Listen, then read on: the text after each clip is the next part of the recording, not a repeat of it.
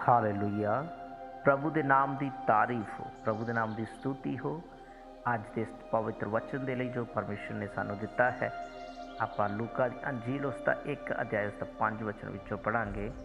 यहूदियां दे राजा हैरोदेस के दिनी अबिया दे वारी वालियां विचों जकरिया करके एक जाजक सी अते उसकी पत्नी हारून दियां धीआं विचों सी अते ओहदा नाम एलिजबत सी। इस समय जो यहूदियां दा राजा है वो हैरोदिस है। उस समय अबिया दे दल विचों जकरिया नां दा एक याजक सी।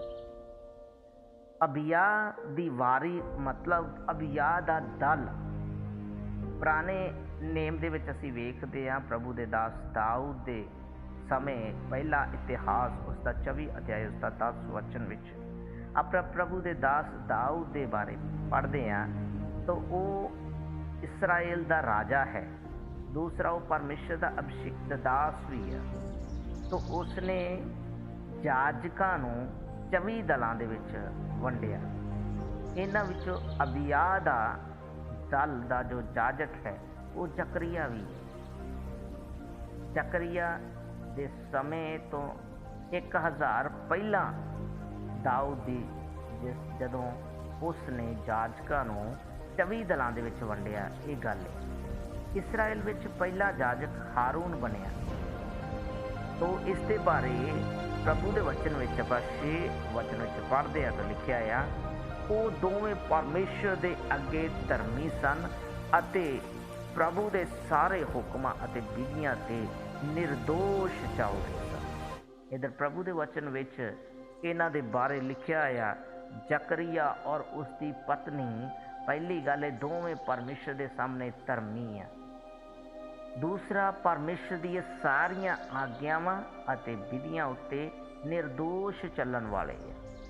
परमेश्वर का भय मनण वाले है।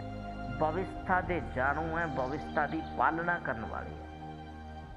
तीसरा नंबर जिस तरह कि असीं अयूब उसका 1 अध्याय और उसका 1 वचन विच अयूब प्रभु के दास के बारे पढ़ते हैं तो उधर प्रभु के वचन में लिखिआ आ कि वह खरा आ, वो सिद्धा आ। और तीसरा नंबर परमेश्वर का भय मनण वाला आ। और चौथा नंबर बुराई तो दूर रहने वाला है। इस तरह जो परमेश्वर के सामने खरा बनिया रहिंदा आ, जो परमेश्वर का भय मानदा आ, जो प्रभु के सामने सिद्धा आ, जो बुराई तो दूर रहिंदा आ, जो परमेश्वर के नज़दीक रहिंदा आ, जो परमेश्वर के वचन के नज़दीक रहिंदा आ, जो संगति विच बराबर आउंदा आ, जिसनूं परमेश्वर पसंद करदा आ, जिसका जीवन परमेश्वर के सामने खरा आ, निर्दोष आ, जिसका जीवन परमेश्वर नूं प्रसन्न करने वाला जीवन आ, परमेश्वर उसनूं बहुतायत दे नाल आशीष दिंदा है। जिस तरह आयूब के बारे आप पढ़ते हैं तो उधर वचन दे विच लिखिआ आ कि आयूब उसके समय के सब लोगों के विचों बहुत धनी सी। इसी प्रकार जदों आप उत्पत्त उसका 6 अध्याय जदों पढ़ते हैं, उत्पत्त उसका 6 अध्याय और उसका 9 वचन विच प्रभु के वचन दे विच लिखिआ आ ये नूह दी कुल पत्री है। नूह एक धर्मी मनुख सी अते पीढ़ी विच संपूर्ण सी अते नूह परमेश्वर दे नाल नाल चलदा सी। ये लिखिआ आ कि नूह धर्मी है। प्रभु के वचन विच लिखिआ कि वह खरा आ, परमेश्वर दे नाल नाल चलण वाला व्यक्ति।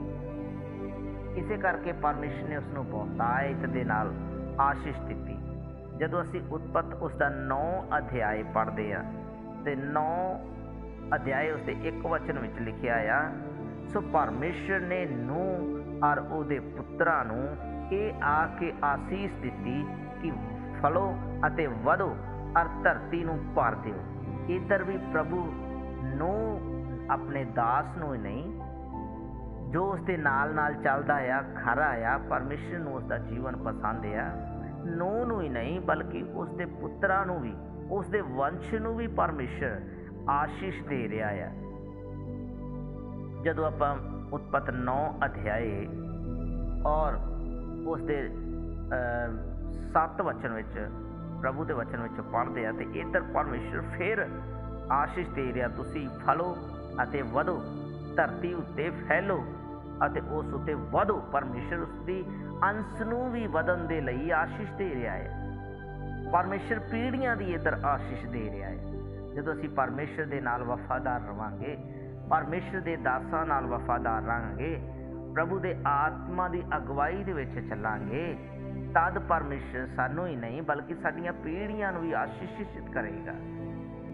भविष्यता सार उसका 5 अध्याय और उसके 29 वचन विच प्रभु के वचन विच आपां पढ़दे हां ते उधर प्रभु के वचन दे विच लिखिआ आ, भला हुंदा जे उन्हां विच अजिहा मन हुंदा कि ਉਹ मैथों डरदे ਅਤੇ सदा मेरे सारे हुक्मां नूं मनदे, ਤਾਂ ਜੋ ਉਹਨਾਂ ਦਾ ਅਤੇ ਉਹਨਾਂ ਦੇ ਬੱਚਿਆਂ ਦਾ ਸਦਾ ਤੀਕ ਭਲਾ ਹੁੰਦਾ।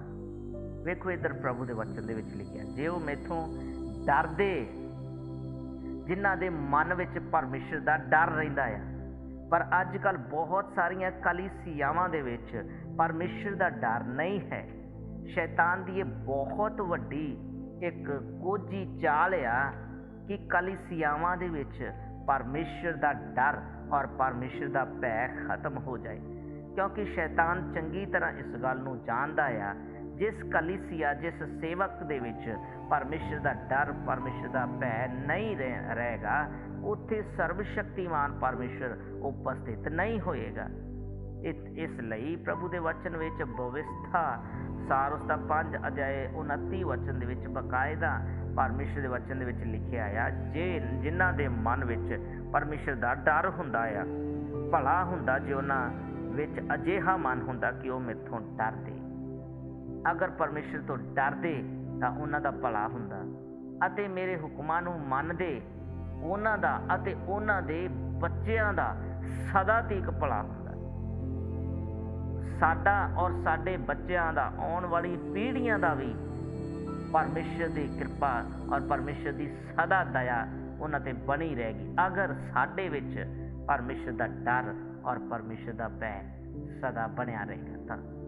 ਹਾਲੇਲੂਇਆ। ਇਹਨਾਂ ਵਚਨਾਂ ਦੇ ਰਾਹੀਂ ਪ੍ਰਭੂ ਆਪ ਸਭ ਨੂੰ ਆਸ਼ੀਸ਼ ਦੇ। ਜੈ ਮਸੀਹ ਕੀ ਮਤ।